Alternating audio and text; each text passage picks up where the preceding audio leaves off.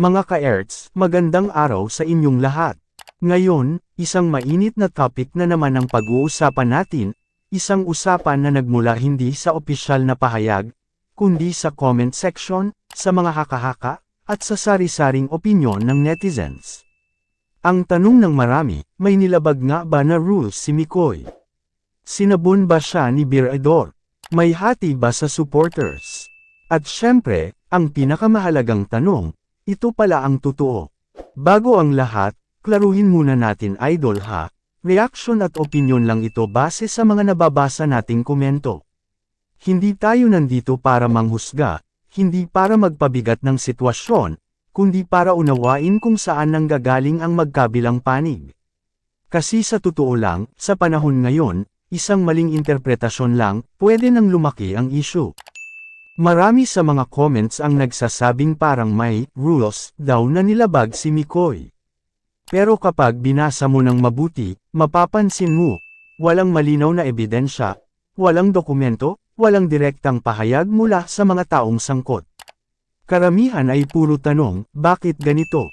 Dapat ba ganun? May pahintulot ba? Mga tanong na natural lang itanong ng supporters na nagmamalasakit. May mga nagsasabi rin na si Birador daw ay sinabun si Mikoy. Pero idol, kung susuriin natin, paalala ba talaga iyon o seryosong pagsita?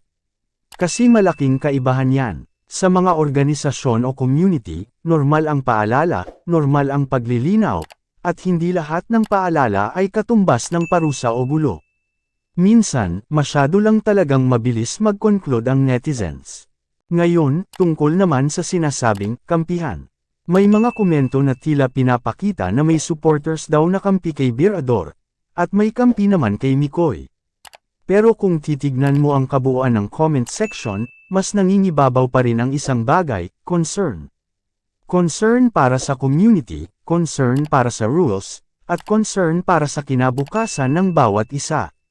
Hindi ito simpleng away, ito ay usapang pananagutan at pagkakaunawaan. May isa pang mahalagang punto na paulit-ulit lumalabas sa comments, matagal na raw walang koneksyon si Mikoy sa kanyang nakaraan.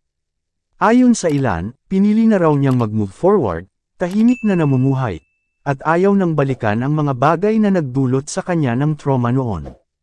At bilang tao, may karapatan siyang piliin ang katahimikan at kapayapaan. Sa kabilang banda, marami ring nagsasabi na masaya na raw ngayon si Mikoy sa kung nasaan siya, lalo na sa suportang natatanggap niya, sa mga taong patuloy na naniniwala, at sa mga relasyong nagbibigay sa kanya ng lakas. Kaya tanong ng ilan, kung masaya na ang tao, bakit pa natin guguluhin? Sa puntong ito idol, malinaw na hindi pa buo ang kwento. Maraming tanong, maraming opinyon, pero kakaunti ang malinaw na facts. Kaya sa mga susunod na segment, isa-isa nating titignan ang mga komento, alin ang haka-haka, alin ang may punto, at alin ang dapat palampasin. Dito muna tayo sa ngayon.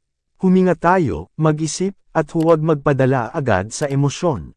Kasi minsan, ang katotohanan ay hindi kasing ingay ng chismis, pero mas mabigat ang bigat kapag lumabas. Mga ka-Erts, ituloy natin ang usapan. Sa segment na ito, linawin muna natin ang isang mahalagang punto na paulit-ulit lumalabas sa comment section, yung naging papel ni Birador at kung paano ito dapat unawain ng tama. Maraming netizens ang nagsasabi na kaya raw nagsalita si Birador ay dahil natural lang iyon sa isang presidente ng Karepa. At kung iisipin natin ng mabuti, may punto talaga. Bilang presidente, responsibilidad niya ang magpaalala, maglinaw, at magtakda ng direksyon para sa lahat. Hindi ito tungkol sa pagpapahiya, hindi ito tungkol sa paghahanap ng views, at lalong hindi ito para gumawa ng gulo. Sa mata ng maraming supporters, ang ginawa ni Birador ay isang paalala para sa lahat, hindi lang para sa isang tao. May mga komento ring nagsasabi na kung may nakita man siyang dapat linawin, tama lang na magsalita siya. Kasi kapag nanahimik ang leader, mas lalo lang lalabo ang usapan. Kaya sa perspektibo ng maraming netizens, ang naging galaw ni Birador ay leadership, hindi power trip. Isa itong paalala na may sistema, may proseso, at may dapat sundin, para sa ikabubuti ng buong community. Ngayon, lumipat naman tayo kay Mikoy. Marami ring nagtatanggol sa kanya sa comment section. Ang sabi ng ilan, baka hindi lang niya namalayan na may isang bagay na pwedeng ma-misinterpret. Hindi naman lahat ng pagkakamali ay sinasadya. Minsan, akala mo okay lang, akala mo pasok sa rules, yun pala, may ibang nakakakita ng ibang anggulo. May mga netizens na nagsasabi, kung may mali man, hindi ibig sabihin masama agad ang intensyon. At mahalagang punto yan, idol. Kasi sa totoong buhay, madalas tayong nadadapa hindi dahil gusto nating lumabag, kundi dahil kulang sa malinaw na komunikasyon. At base sa mga comments, marami ang naniniwala na walang masamang balak si Mikoy, posibleng oversight lang, posibleng hindi niya agad nakita ang epekto. Ngayon, puntahan natin yung mas mabigat na paratang na lumabas sa comment section, ginamit lang daw ni Mikoy ang kailan gap. Tanong ng marami, paano nangyari yun? May ebidensya ba? May konkretong pangyayari ba na magpapatunay nito? Dahil kapag sinuri mo ang mga komento, karamihan ay haka-haka lang. Walang malinaw na timeline, walang malinaw na patunay, puro interpretasyon lang base sa nakikita ng bawat isa. May mga netizens pa nga na nagsasabi na unfair ang salitang ginamit. Kasi ayon sa kanila, kung talagang may paggamit na nangyari, sana noon pa lang ay napansin na ito. Pero bakit ngayon lang naging issue? Ibig sabihin, posibleng nadala lang ng emosyon ang ibang tao, o nadagdagan lang ng kulay ang kwento dahil sa social media.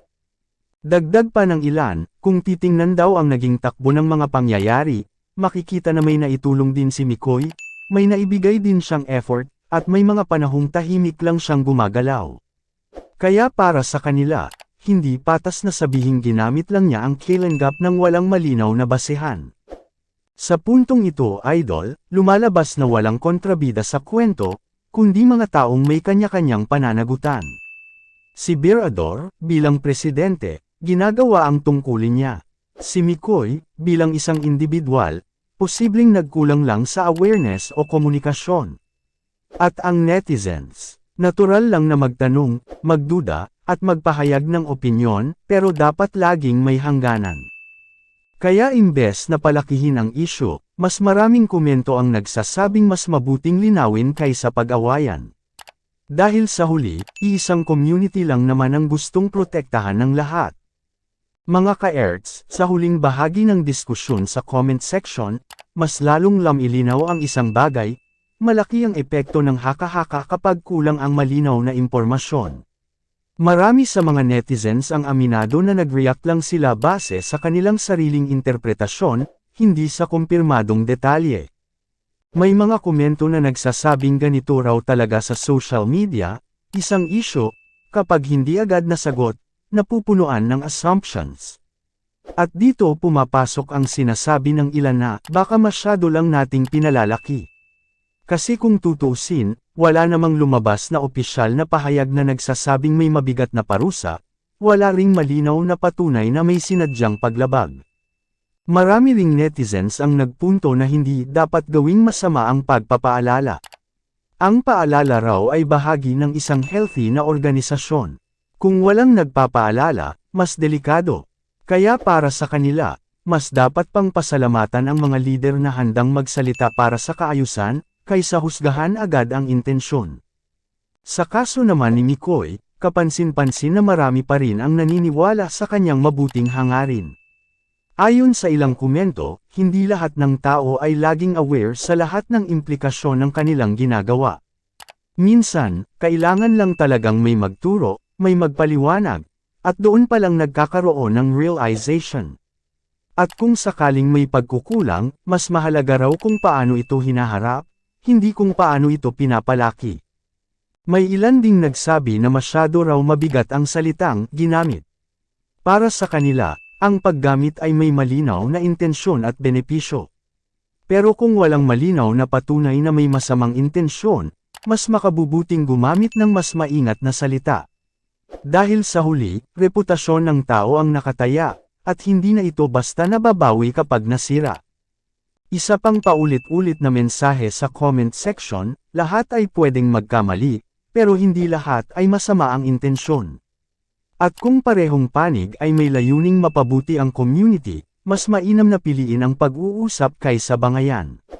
Ito raw ang tunay na diwa ng pagkakaisa, hindi ang pagkampi-kampi, kundi ang pag-intindi.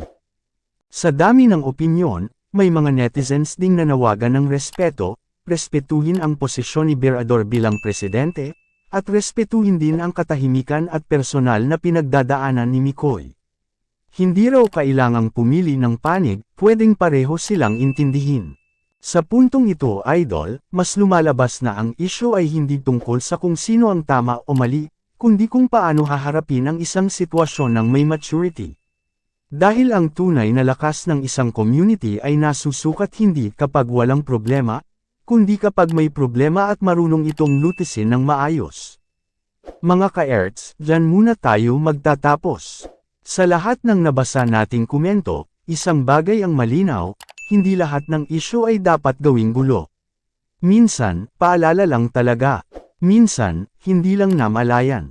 At madalas, ang netizens ay nadadala lang ng emosyon at haka-haka. Ang mahalaga, matuto tayong makinig, umintindi, at maghintay ng malinaw na paliwanag bago humusga. Walang masama sa pagtatanong, pero mas maganda kung may respeto. Tandaan natin, tao ang nasa likod ng bawat pangalan, bawat post, at bawat desisyon. Kung may natutunan tayo sa usapang ito, iyon ay ang halaga ng mahinahong diskusyon at bukas na isipan. Hindi kailangang pumili ng kampo, mas mahalaga ang pagkakaisa at pag-unawa. Salamat sa pakikinig mga idol. Kung may opinyon kayo, ilagay lang sa comment section, respeto lang, walang bardagulan. Like, share, at subscribe pa rin para sa mas malinaw at makabuluhang kwentuhan. Hanggang sa susunod, ito si Ka-Ers, para sa katotohanan, hindi sa gulo.